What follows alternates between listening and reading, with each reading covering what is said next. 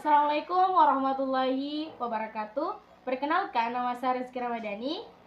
Saya dari kelas C angkatan 2024, program studi pendidikan bahasa Inggris. Pada video ini saya akan membahas 5 poin utama terkait profesi kependidikan, yaitu karakteristik profesi guru, profesionalisme guru dalam pembelajaran, pentingnya kode etik, dan perbedaan kompetensi pedagogik dan sosial, serta studi kasus mengenai pelatihan guru. Harapannya, penjelasan ini dapat memberikan pemahaman yang lebih mendalam tentang dunia pendidikan dan peran penting guru di dalamnya. Pertanyaan pertama, sebutkan dan jelaskan 3 karakteristik utama yang membedakan profesi kependidikan dari profesi lainnya. Ada 3 karakteristik utama yang membedakan profesi kependidikan dari profesi lainnya. Pertama itu adalah memiliki tanggung jawab yang bermoral dan sosial yang tinggi. Profesi guru itu tidak hanya berfokus pada penyampaian materi pembelajaran saja, tetapi juga berperan dalam membentuk karakter, sikap, dan kepribadian siswa. Seorang guru harus memastikan bahwa siswa tumbuh menjadi pribadi yang berakhlak, bertanggung jawab, dan mampu hidup di tengah masyarakat. Inilah yang membuat profesi guru memiliki dimensi kemanusiaan yang sangat kuat, bahkan lebih tinggi dibandingkan banyak profesi lainnya. Yang kedua itu berlandaskan pada keahlian khusus atau kompetensi profesional. Guru itu harus memiliki kemampuan profesional yang diperoleh melalui pendidikan dan pelatihan khusus, di mana guru perlu memahami teori pendidikan, psikologi belajar, strategi mengajar, cara melakukan evaluasi, serta bagaimana mengelola pembelajaran yang efektif. Dan keahlian seperti ini tidak diperoleh secara instan dan tidak bisa dilakukan oleh sembarang orang. Harus ada proses pendidikan profesional yang terstruktur.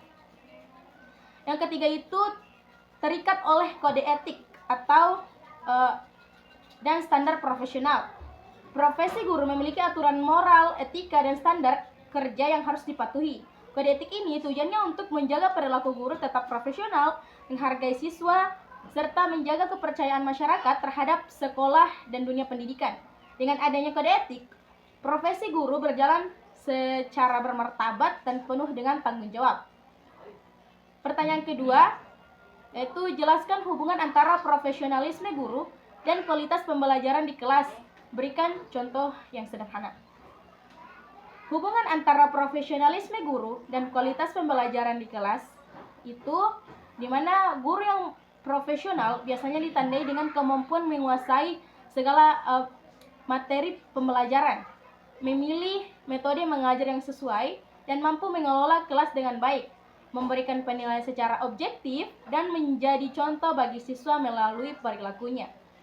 Ketika guru mengajar secara profesional, itu dampaknya langsung terasa di kelas, di mana siswa akan menjadi lebih fokus, suasana belajar lebih nyaman, dan penyampaian materi lebih mudah dipahami. Siswa juga akan cenderung lebih termotivasi karena merasa dihargai dan didukung. Sebagai contoh, seorang guru menggunakan metode problem-based learning saat mengajar sains, di mana guru ini menyiapkan alat peraga, memberikan tantangan sederhana, lalu memfasilitasi diskusi kelompok. Selain itu, guru memberikan umpan balik yang jelas dan tepat waktu. Hasilnya, siswa itu akan lebih aktif, berani bertanya, dan memahami konsep dengan lebih dalam. Pertanyaan ketiga yaitu mengapa kode etik profesi guru itu penting untuk dijalankan dalam praktik pendidikan sehari-hari. Jelaskan secara singkat. Oke, alasan mengapa kode etik profesi guru penting untuk dijalankan karena kode etik itu memiliki peran penting dalam menjaga kualitas profesi guru. Pertama, kode etik menjadi pedoman perilaku agar guru itu tetap jujur, adil, bijaksana, dan profesional dalam bertindak. Kedua, itu kode etik itu melindungi siswa dari tindakan yang tidak pantas atau merugikan. Ketiga, kode etik itu membantu membangun kepercayaan masyarakat terhadap sekolah dan profesi guru.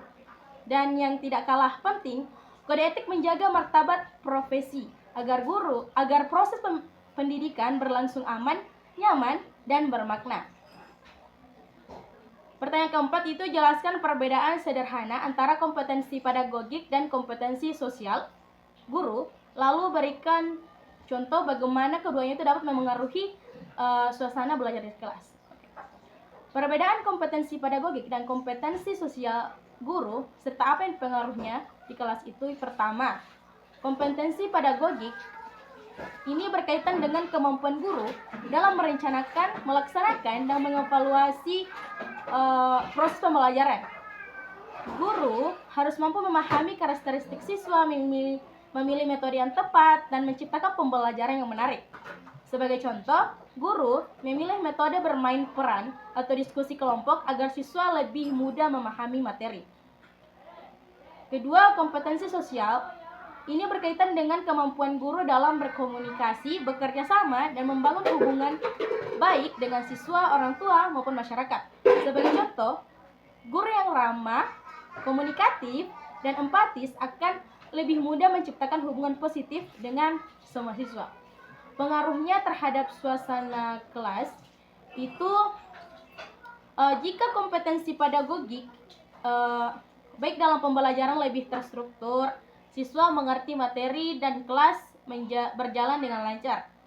Jika kompetensi sosial baik, maka suasana kelas lebih hangat, siswa merasa dihargai, dan mereka lebih berani untuk berpendapat.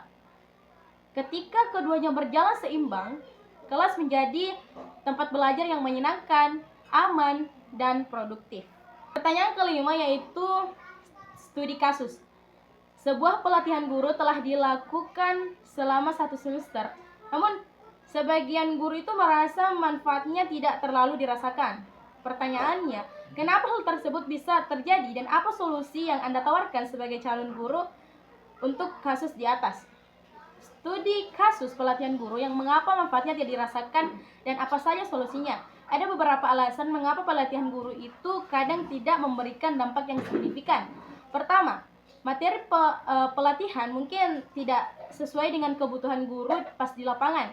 Bisa jadi pelatihan terlalu teoritis atau tidak sesuai dengan kondisi kelas yang sebenarnya. Kedua, pelatihan seringkali hanya berupa ceramah atau penjelasan. Guru tidak diberi kesempatan untuk mencoba menerapkan strategi ataupun praktik langsung. Ketiga, setelah pelatihan selesai, tidak ada pendampingan atau tidak ada lanjutan, di mana guru ini hanya mengikuti pelatihan sekali lalu dibiarkan sendiri ketika mencoba menerapkannya di kelas. Keempat, mungkin fasilitas sekolah itu belum mendukung penerapan hasil pelatihan. Kelima, motivasi guru itu berbeda-beda. Ada yang semangat menerapkan hal baru, tapi ada juga yang merasa cara lama itu mungkin sudah cukup. Ada apa solusinya sebagai calon guru? Yang pertama itu kita harus melakukan analisis kebutuhan sebelum pelatihan agar materi yang diberikan itu benar-benar sesuai dan pas. Yang kedua, menerapkan hasil pelatihan secara bertahap dalam praktik mengajar, bahkan mulai dari hal yang kecil. Ketiga itu melakukan lesson study atau berbagi praktik baik dengan guru lain supaya bisa saling belajar dan saling mendukung. Keempat itu meminta dukungan sekolah baik fasilitas maupun bimbingan. Dan yang kelima itu memiliki motivasi belajar sepanjang hayat, karena guru profesional harus terus berkembang mengikuti perubahan zaman. Itulah tadi pembahasan terkait profesi kependidikan. Terima kasih atas perhatiannya. Assalamualaikum warahmatullahi wabarakatuh.